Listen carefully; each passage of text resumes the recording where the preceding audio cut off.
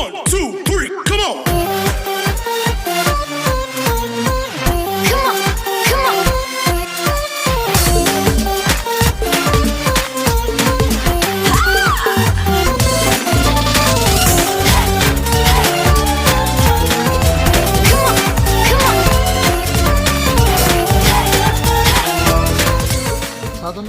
বিশ্ববিশ্রুত Nobel prize মহাত্মা Alfred নোবেলের অবিনশ্বর কীর্তি। তিনি জগতে শিক্ষা, সভ্যতা ও শান্তি বর্ধনের উদ্দেশ্যে তাহার বিপুল ধনসম্পদ নিঃস্বার্থভাবে উৎসর্গ করিয়া অমর হইয়াছেন। নোবেল খ্রিস্টীয় 1833 অব্দে সুইডেন দেশে জন্মগ্রহণ করেন। তাহার পিতা একজন সামান্য ইঞ্জিনিয়ার ছিলেন। অর্ণবযানের নির্মাণ কার্যে তাহার বিলক্ষণ দক্ষতা ছিল। তিনি নৌযুদ্ধে ব্যবহৃত সাবমেরিন নামক জলযান ধ্বংস করিবার উপযোগী বিস্ফোরক পদার্থ আবিষ্কারের চেষ্টা করেন। নোবেলও পিতার এই সমস্ত গুণের অধিকারী ছিলেন। স্রোতস্বিনী যেরূপ শত শত বাধা অতিক্রম করিয়া প্রবল বেগে সাগরাভিমুখে ধাবিত হয়, নোবেলের সাধনা তদ্রূপ বহু বিফলতা সহ্য করিয়া সিদ্ধির পথে ধাবিত হইল। Hints: Number 1, the world famous Nobel Prize. Number 2, undying glory. Number 3, by dedicating his vast wealth in entirely selfless spirit to the promotion of.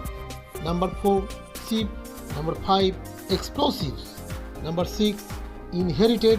Number 7, in the teeth of all obstacles. Number 8, reach its fruition through many failures. English translation করতে গেলে একটা কথা মনে রাখতে হবে, কর্তা, ক্রিয়া, কর্ম পরপর বসা ইংরাজি ভাষার ধর্ম।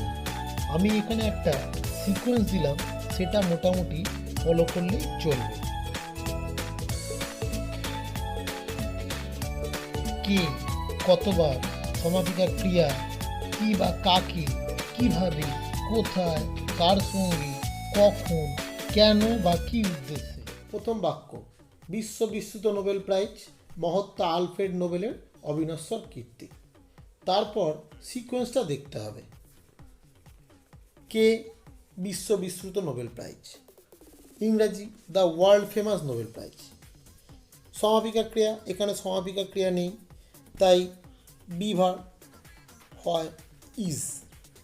কি মহাত্মা আলফ্রেড নোবেলের অবিনশ্বর কীর্তি, ইংরাজি the undying glory of great soul Alfred Nobel. পুরো সেন্টেন্সটা এইরকম দাঁড়াবে: the world famous Nobel prize is the undying glory of great soul Alfred. পরের বাক্য: তিনি জগতে শিক্ষা, সভ্যতা ও শান্তি বর্ধনের উদ্দেশ্যে তাহার বিপুল ধনসম্পদ নিঃস্বার্থভাবে উৎসর্গ করিয়া অমর হইয়াছেন। কে? তিনি, হি। সমাপিকা ক্রিয়া অমর হইয়াছেন, ইজ ইমর্টালাইজ। কী হবে? তাহার বিপুল ধনসম্পদ নিঃস্বার্থভাবে উৎসর্গ করিয়া, by dedicating his immense fortune in an entirely selfless spirit. কেন বা কী উদ্দেশ্যে? জগতে শিক্ষা, সভ্যতা ও শান্তি বর্ধনের উদ্দেশ্যে। To the promotion of education, civilization and peace in the world. এর ইংরাজি করলে দাঁড়ায়: he is immortalize by dedicating his immense fortune in an entirely selfless spirit to the promotion of education, civilization and peace in the world. পরের বাক্য: Nobel খ্রিস্টীয় 1833 অব্দে Sweden দেশে জন্মগ্রহণ করেন। এটা খুব সোজা, দেখে নেওয়া যাক। কে? নোবেল। সমাপিকা ক্রিয়া জন্মগ্রহণ করেন, ওয়াজ বর্ন। কোথায়? সুইডেন দেশে, ইন সুইডেন। কখন? খ্রিস্টীয় 1833 অব্দে, ইন 1833।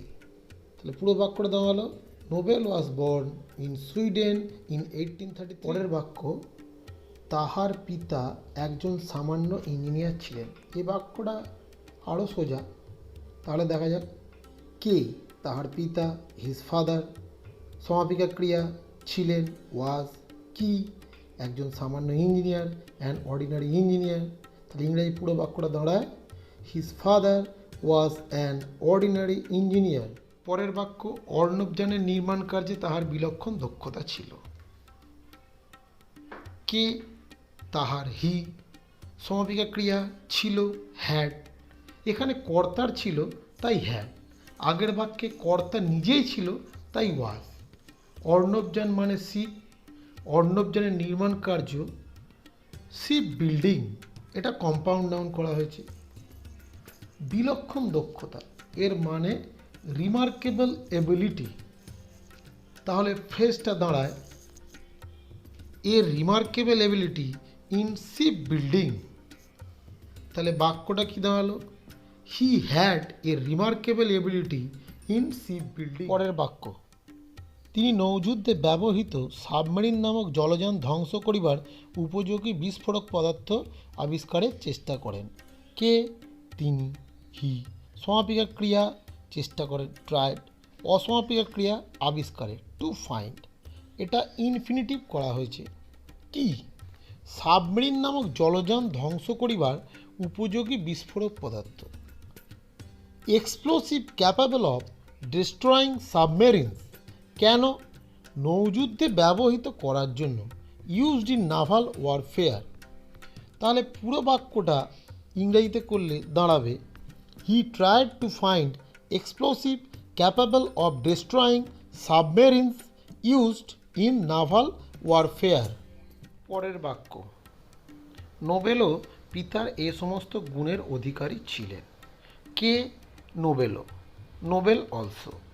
সমাপিকা ক্রিয়া অধিকারী ছিলেন, আমি এখানে করেছি পেয়েছিলেন। সিম্পল ইংরাজি গট। কি? পিতার এ সমস্ত গুণ, দ্য ট্যালেন্ট অফ ফাদার। তাহলে বাক্যটা ইংরেজিতে করলে দাঁড়ায় Nobel also got the talent of father. এই প্যারাগ্রাফের শেষ বাক্য, স্রোতস্বিনী যেরূপ শত শত বাধা অতিক্রম করিয়া প্রবল বেগে সাগরাভিমুখে ধাবিত হয়, নোবেলের সাধনাও তদ্রূপ বহু বিফলতা সহ্য করিয়া সিদ্ধির পথে ধাবিত হইল।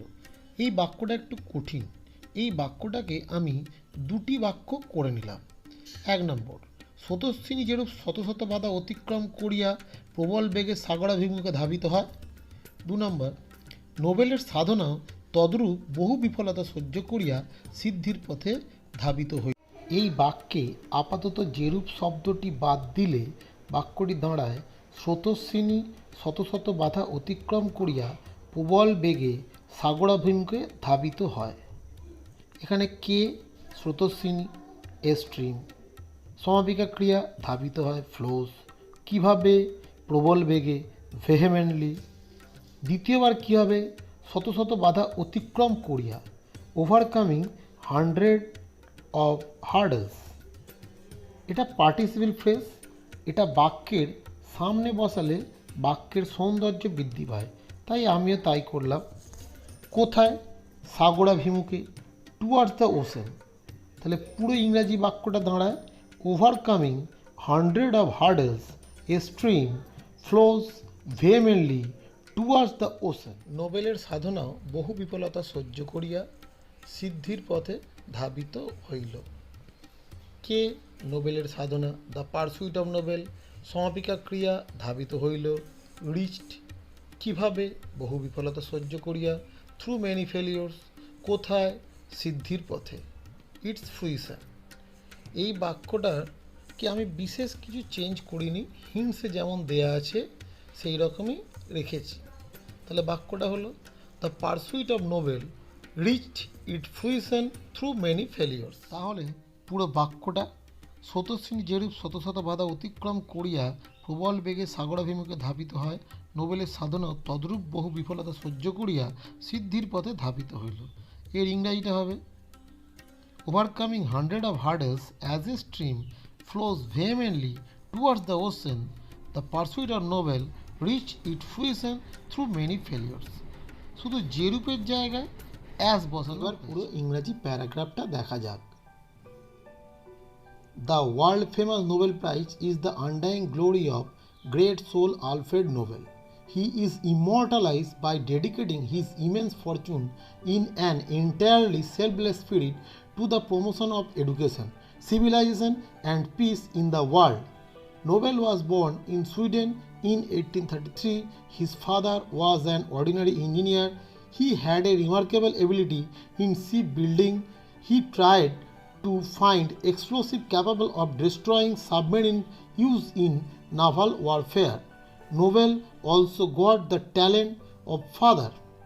Overcoming hundreds of hurdles as a stream flows vehemently towards the ocean, the pursuit of Noble reached its fruition through many failures. Thank you.